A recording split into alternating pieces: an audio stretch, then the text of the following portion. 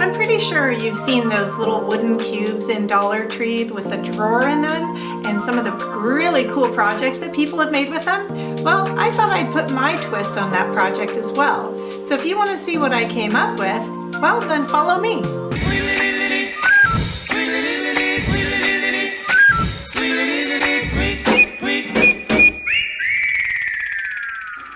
What's up, Glue Dots? I'm Elaine, the Midnight Crafter. So those little wooden drawer cubes, a lot of people, including myself, have used them for other DIYs, and I've seen some really, really cool projects that people have made with them. Well, I decided to make something with it that was kind of a dupe of a piece of furniture that I had at one time, and I loved it.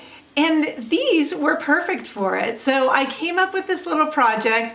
I love the way it turned out. Not only is it a really cool just in general project, but it can be great for kids because it has the numbers on it. It can also be kind of a gaming little drawers, or even a really great Father's Day gift depending on the colors you put with it. So a great Father's Christmas gift. So many, many different options for this. Now, depending on how you paint it, it can totally change how it looks, but I'm going to show you what I did with it, and I really, really am happy with the way it turned out. Before we get to the project though, I do want to remind you to look down in the description box, especially for this project.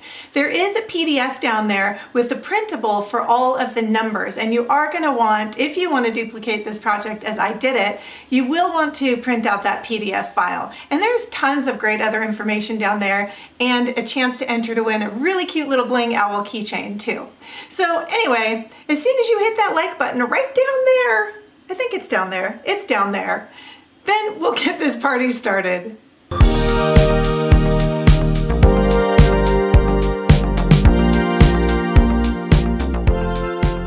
We're gonna start out with our 9 little boxes here, and what we're gonna be doing is gluing these all together. And basically we're gonna be gluing them together like this. So in a cube of the 9 in a row. And for that, I'm gonna be using my Gorilla Glue, the wood glue, and that's definitely, I would recommend that you use wood glue as well as your hot glue. The hot glue is just gonna be to adhere them immediately, and you don't need a whole lot of that, just a little to hold them in place while your wood glue dries. Do your best to really line these up so that they don't end up kind of messed up in the long run there. The next step we're going to be doing is painting, now that we've got these all stuck together and they're one giant unit. So I am using this chalk paint by Home Decor, Folklore Home Decor, and this one is called this is what it's called. So I went through this on one of my other videos, and I'm not really sure, but that's the name of this particular one I'm using. You can use any color that you would like, of course. And I'm gonna remove all of my drawers to do this. So for the drawers, we're not gonna be using the cutout side as the front. So when you paint your front and sides of your drawers, you're actually gonna be painting the opposite side of the cutout because we're gonna be turning these around. So front and sides. Now that all the drawers and the main piece are dry, I'm going to take a piece of sandpaper, which this is an optional step, and I'm going to be a little bit kind of distressing some of the edges. Usually the best way to distress is by kind of just doing edges and areas that would have natural wear on them. So I'm going to go along this bottom corner and along each of the side edges a bit. You can do as much or as little of this as you want.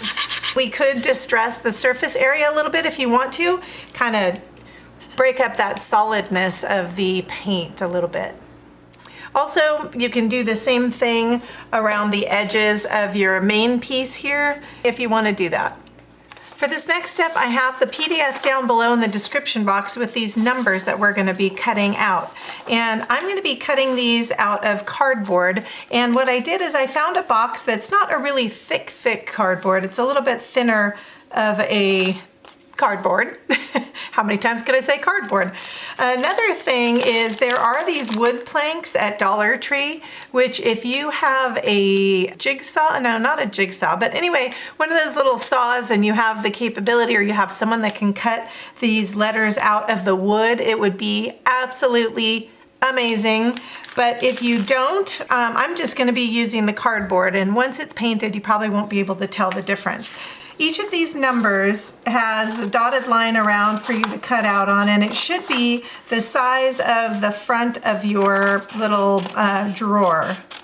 Now you don't necessarily need to have that outer edge cut out. You really only need the number. So I'm just cutting out the number 1 here.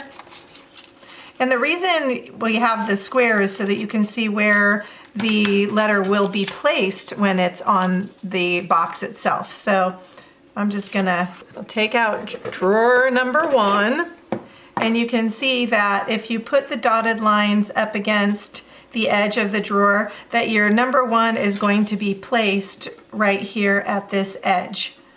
Now, if you also don't want to go through the trouble of doing these letters, that's fine too. I don't know why I keep calling them letters, they're numbers. There are these numbers that you can get, these number stickers at Dollar Tree. They're cool, they would work just fine, but I really like the kind of funkiness of these numbers that I have the PDF for you for, and I just really like that they would have a thickness with the cardboard. So I'm going to start with the number 1, make sure it fits perfectly on my little box here, and then taking a pencil, you're going to trace your number onto a piece of cardboard and then cut your number out. If you want to trace them all and then cut them, whatever's easiest for you. So here's my cutout number 1. I'm gonna go through and trace and cut out all my numbers, and then we'll go on to the next step. Some of your numbers that have a lot of curves in them, when you're cutting them out of the cardboard, it's gonna be really hard to cut around some of those curves. So I really recommend using some sort of a little X-Acto knife, and then that way you can have a much easier time with that. It's not as flexible, obviously, as paper, so. The next step we're going to be doing with our numbers, now that they're all cut out, is using the Spackle.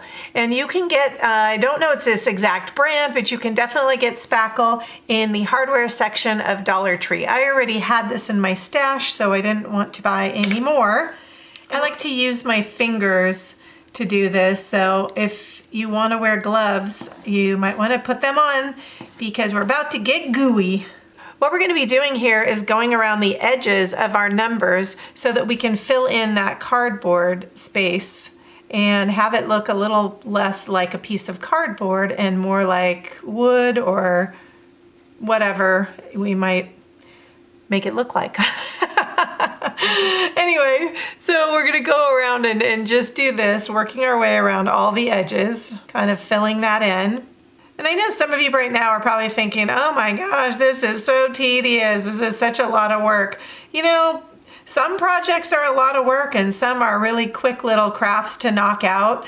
I think sometimes it's worth doing these extra ones because, well, the quality of the work, it shows. Let me just say that. So this is something you can give as a gift, or you can sell it if you're somebody who does events and sells your crafts or have an Etsy store. So anyway, I like to put the time in sometimes. I just really think it makes a really nice difference in the long run. Once your numbers are completely dry, you just take a piece of sandpaper. This is the one I had used to kind of do a little bit of the distressing, and very lightly, it really doesn't take much, just a very light rubbing to knock off any little high spots. Literally just kind of going over it super quickly like that. So that's not too tedious. Then just wipe off the extra dust from that. And we're going to be making these look a little bit wood-like. And how I'm going to do that is I'm actually using this Apple Barrel Burnt Umber paint. And we're just going to do a little bit of some dry brushing. I'm going to put a tad bit of it here and dab my brush in there. And the first thing you're going to want to do is go around to cover up those little white edges. So now for me, I don't mind if there's a little bit of that white spackle kind of coming through too. Again, that sort of, to me, gives it a little more of a rustic feel, with kind of gives it some texture.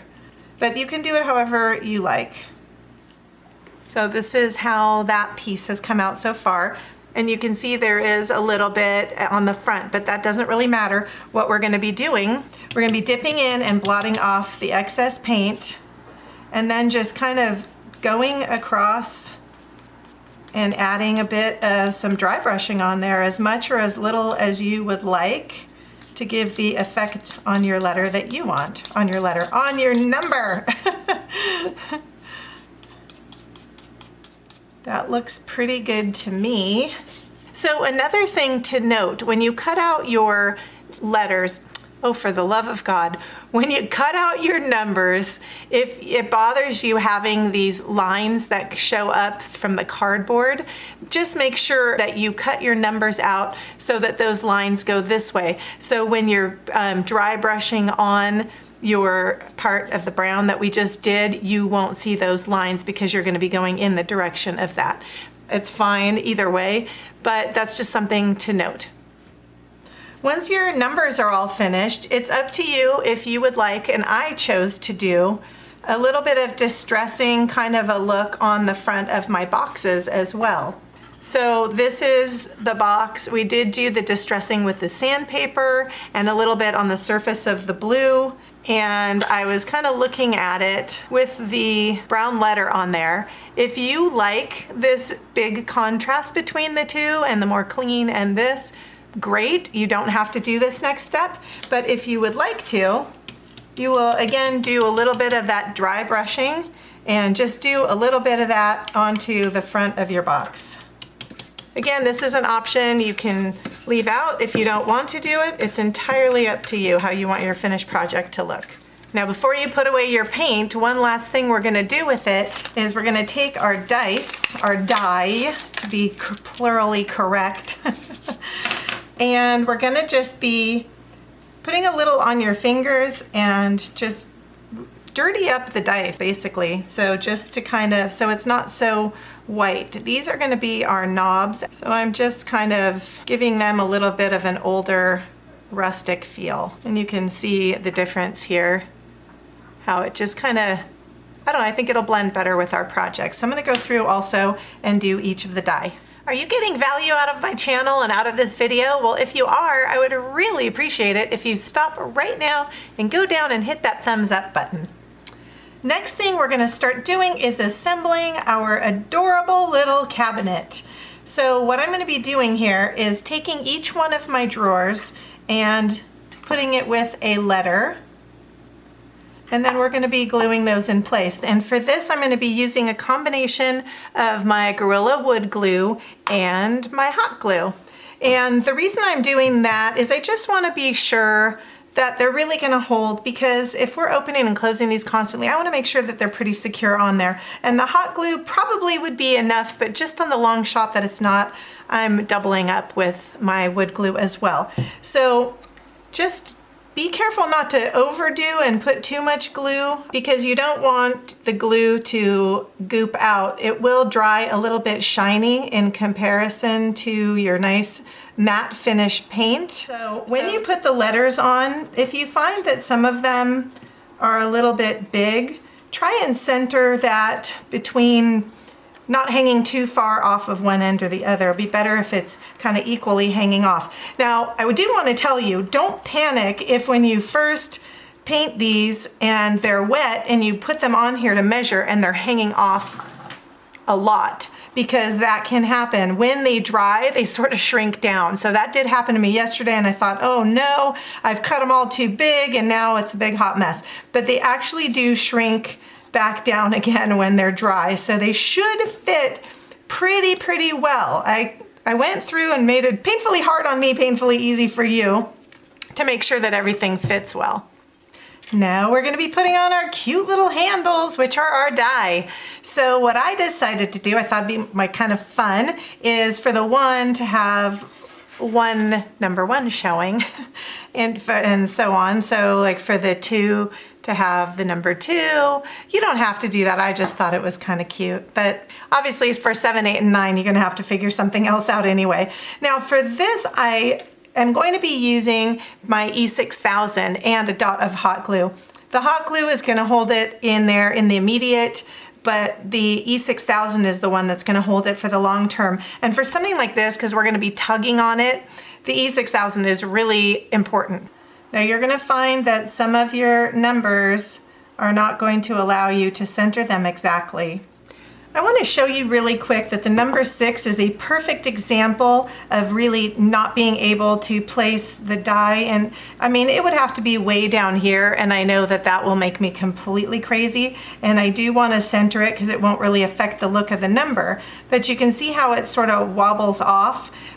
I've cut a couple of 2 tiny little pieces of cardboard. Basically, I'm just making this a little bit thicker, putting 2 pieces together, gluing them in place. So I'm just going to glue that little extra piece right on there, so when I place the die, it won't wobble, and it won't show from the front either. Then when you get that placed, you have a lot more stability under there, so we are good to go on the number 6. The last step, which again is optional, is to put little feet on the bottom of our cabinet, so as it stands up, it's on little feet. Now, if you do want to do that with the die, you're going to need to buy 2 packs because there are only 10 to a pack, and obviously we use 9 of them for the drawers, and you would be gluing on 1 on each corner of the bottom of your little stand here. You can always use something else. You can use wooden knobs, you can whatever your heart desires, some creative ideas for feet, or because I don't have anything with me here, I'm going to just leave it without anything. But I did want to offer that to you as an option in case it's something you think you would like to do. So I'm going to show you this all done, but stay till the end if you are interested in seeing other videos of mine that are similar to this. I always have links for other videos at the tail end. Alrighty, let's go check this out.